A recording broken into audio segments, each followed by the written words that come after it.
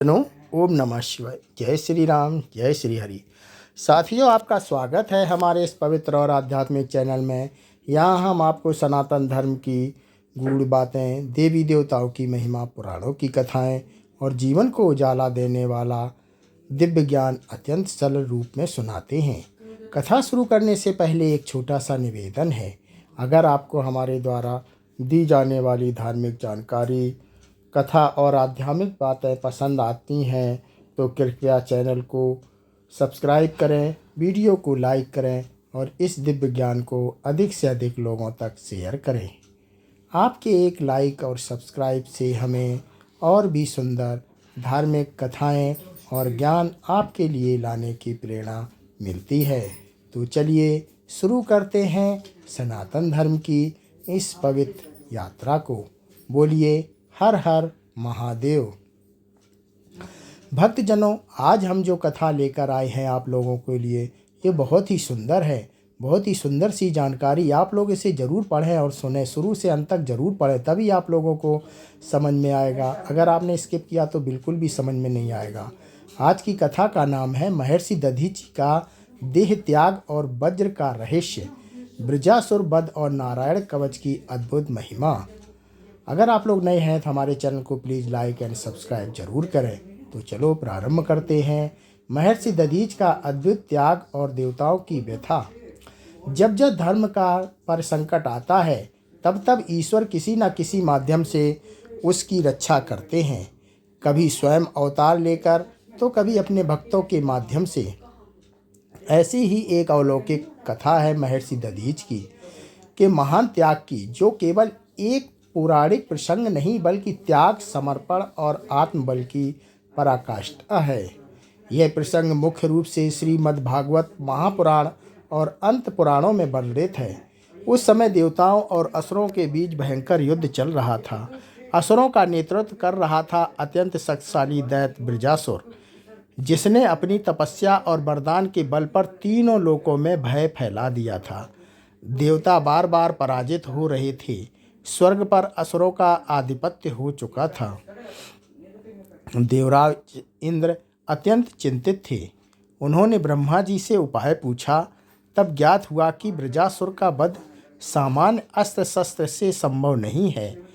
उसके लिए ऐसा दिव्य अस्त्र चाहिए जो अत्यंत पवित्र, तपोबल से युक्त और दिव्य शक्ति से भरपूर हो।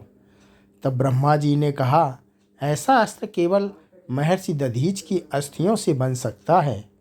महर्षि दधीच महान तपस्वी, योगी और ब्रह्मज्ञानी थे। उन्होंने वर्षों तक कठोर तप किया था।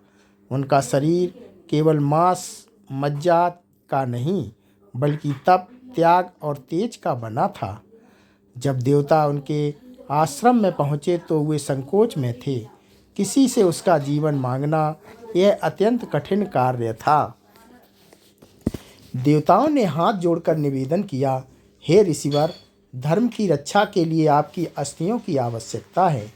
यदि आप देह त्याग कर दें तो आपकी अस्थियों से बना वज्र वृजासुर का अंत कर सकता है। यह सुनकर महर्षि दधीच मुस्कुराए। उन्होंने कहा, यह देह तो नश्वर है। यदि यह नश्वर शरीर से लोक कल्याण हो सकता है तो इससे बड़ा सौभाग्य क्या होगा। यहाँ त्याग का सर्वोच्च उदाहरण मिलता है। उन्होंने देह को आत्मा नहीं माना। उनके लिए शरीर साधन था, साध्य नहीं। महर्षि दधीच ने समाधि लगाई, ध्यान में लीन होकर प्राणों का त्याग किया। उनका शरीर स्थिर हो गया। देवताओं ने अत्यंत श्रद्धा से उनकी अस्थियां लीं। यह कोई सामान्य अस्थियां नहीं थीं, वे तप से दीप्त थीं। इन अस्थियों से दिव्य शिल्पी विश्वकर्मा ने वज्र का निर्माण किया। यह वही वज्र था जिसे धारण कर इंद्र ने वृजासुर का वध किया। यह कथा केवल युद्ध की नहीं, यह आत्मबल की कथा है। जब मनुष्य अपने अहंकार, भय और मोह को त्याग देता है तब वह दधीच बन जाता है। वज्र का रहस्य और वृजासुर की आंतरिक भक्ति। जब वज्र तैयार हुआ तब इंद्र ने उसे हाथ में लिया। वह वज्र केवल एक हथियार नहीं था वह त्याग की मूर्ति था। उसमें महर्षि दधीच का तप, त्याग और ब्रह्म ज्ञान समाहित था।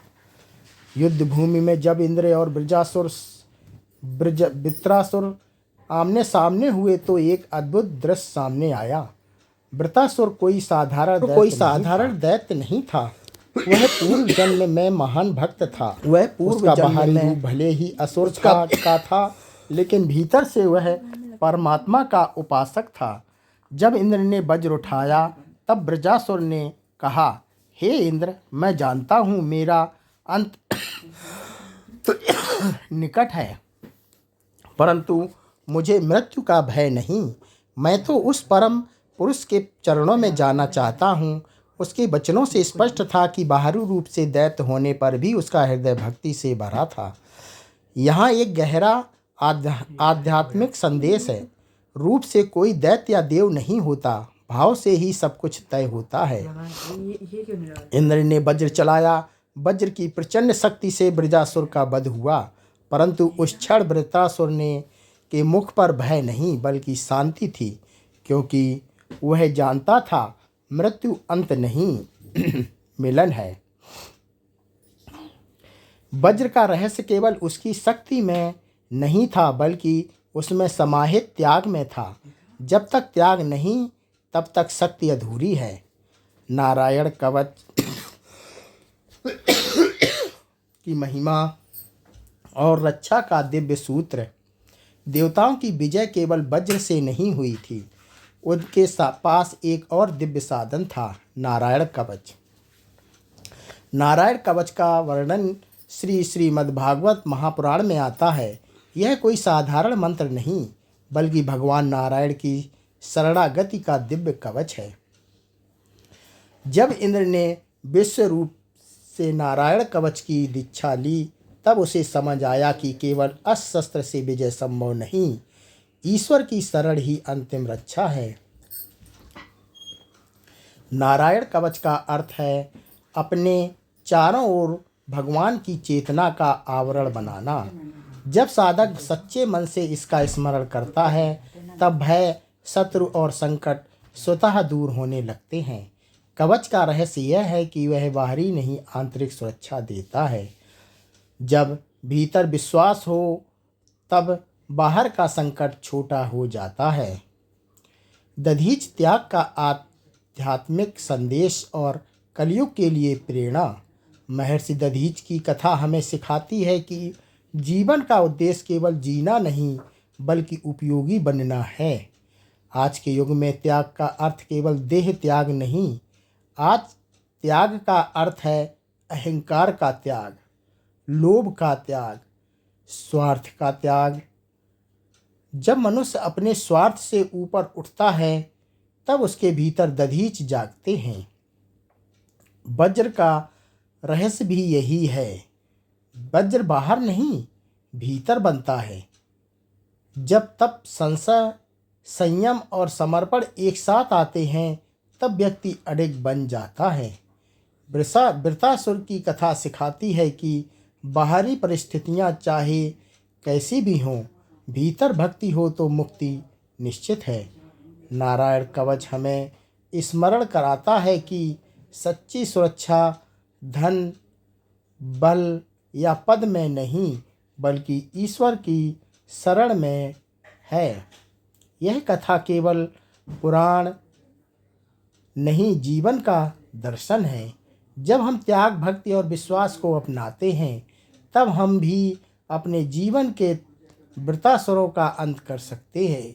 महर्षि दधीच का देह त्याग हमें यह प्रेरणा देता है कि नश्वर शरीर से भी अमर इतिहास लिखा जा सकता है और यही सनातन धर्म की सुंदरता है, जहाँ मृत्यु भी विजय का माध्यम बन जाती है। भक्तजनों, ये कथा यही समाप्त होती है। आप लोगों को कैसी लगी हमें कमेंट करके ज़रूर बताएं और कमेंट में ओम नमः शिवाय ज़रूर लिखें।